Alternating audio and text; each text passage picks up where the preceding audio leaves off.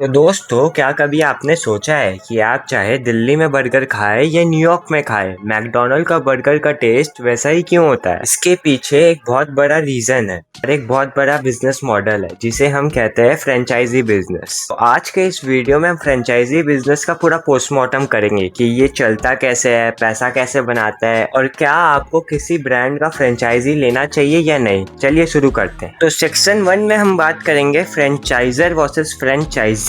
तो इस बिजनेस में दो मेन लोग रहते हैं। एक फ्रेंचाइजर मतलब वो एक बड़ा ब्रांड जिसने एक सक्सेसफुल सिस्टम बनाया जैसे कि डोमिनोज, और दूसरा फ्रेंचाइजी मतलब वो इंसान जो उस ब्रांड का नाम और सिस्टम उधार लेकर अपना बिजनेस शुरू करना चाहता है। फॉर एग्जाम्पल, आपको डोमिनोज का फ्रेंचाइजी लेना है तो आप हुए फ्रेंचाइजी और डोमिनोज हुआ फ्रेंचाइजर। इसमें डोमिनोज आपको देगा नेम, लोगो और सिगरेट रेसिपी, और बदले में आप उन्हें देते हो फीस और रूल्स पे चलने का वादा।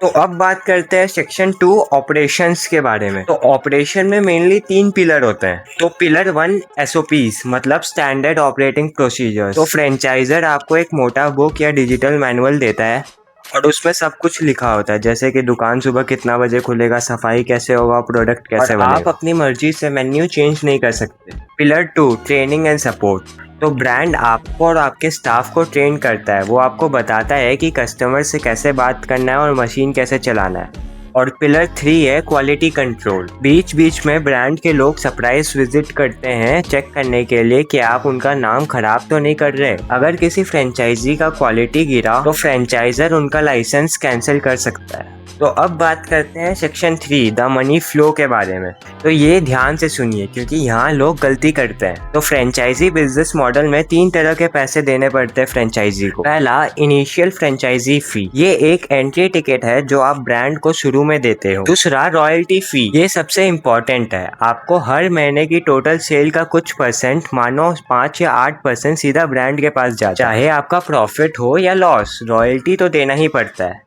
तीसरा, मार्केटिंग फंड। ब्रांड अक्सर 1-2% एक्स्ट्रा लेता है नेशनल लेवल पर टीवी या सोशल मीडिया पर एडवर्टाइज चलाने के लिए। अब बात करते हैं section 4 types of franchisee models के बारे में। तो दोस्तों, हर फ्रेंचाइजी एक जैसा नहीं होता, इसके भी कई मॉडल्स होते हैं जो आपको समझना बहुत जरूरी है। तो पहला मॉडल है फ्रेंचाइजी ओन कंपनी ऑपरेटेड।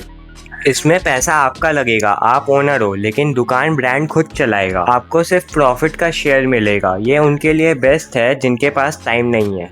दूसरा, फ्रेंचाइजी ओन फ्रेंचाइजी ऑपरेटेड। इसमें पैसा भी आपका और मेहनत भी आपका। ब्रांड सिर्फ आपको ट्रेनिंग और नाम देगा। इसमें प्रॉफिट मार्जिन तो ज़्यादा होता है लेकिन रिस्क भी हाई होता है। वैसे तो फ्रेंचाइजी के सिर्फ 2 ही मॉडल होते हैं, लेकिन एक और चीज़ होता है कंपनी ओन कंपनी ऑपरेटेड। ये फ्रेंचाइजी नहीं होता, ब्रांड खुद ही अपना ब्रांच खोलता है। कभी कभी लोग कंफ्यूज हो जाते हैं, इसलिए क्लियर होना चाहिए। अब बात करते हैं सेक्शन 5 सप्लाई चेन और रॉ मटेरियल के बारे में।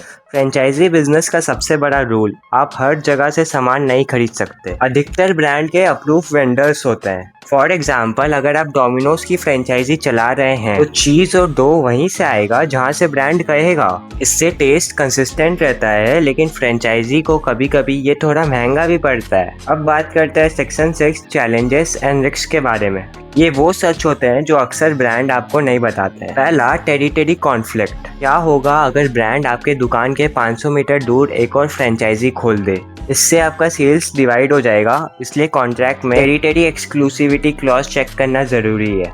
दूसरा, एग्जिट क्लॉज। अगर बिजनेस नहीं चला और आप इसे बंद करना चाहते हैं तो क्या आप बंद कर सकते हैं? बहुत से कॉन्ट्रैक्ट में लॉक इन पीरियड होता है, यानी आप 3 साल से पहले बंद नहीं कर सकते। इसलिए ये सब चेक करके कॉन्ट्रैक्ट में साइन करना चाहिए। तीसरा, ब्रांड रेपुटेशन रिस्क। सोचिए, अगर किसी दूसरे शहर में उस ब्रांड के खाने में कॉकरोच निकलता है और न्यूज़ बन जाता है तो उसका असर आपके लोकल सेल पर भी पड़ेगा, भले ही आपका क्वालिटी कितना ही परफेक्ट हो। अब आते हैं कंक्लूजन पे, क्या आपको फ्रेंचाइजी लेना चाहिए? देखो, इसका फायदा है कि आपको बना बनाया नाम मिलता है, रिस्क कम होता है और बिजनेस जल्दी सेट हो जाता है। लेकिन इसका डिसएडवांटेज भी होता है कि आपको फ्रीडम कम मिलता है, हर महीने रॉयल्टी देना पड़ता है और सेटअप कॉस्ट बहुत ज़्यादा हो जाता है। सो आई होप आपको फ्रेंचाइजी बिजनेस मॉडल का एक बेसिक आइडिया मिल गया है। और अगर आपको ये वीडियो भी पसंद आया है तो इस वीडियो को लाइक करो, सब्सक्राइब करो, बेल आइकन जरूर दबाना। चलो मिलते हैं नेक्स्ट वीडियो में।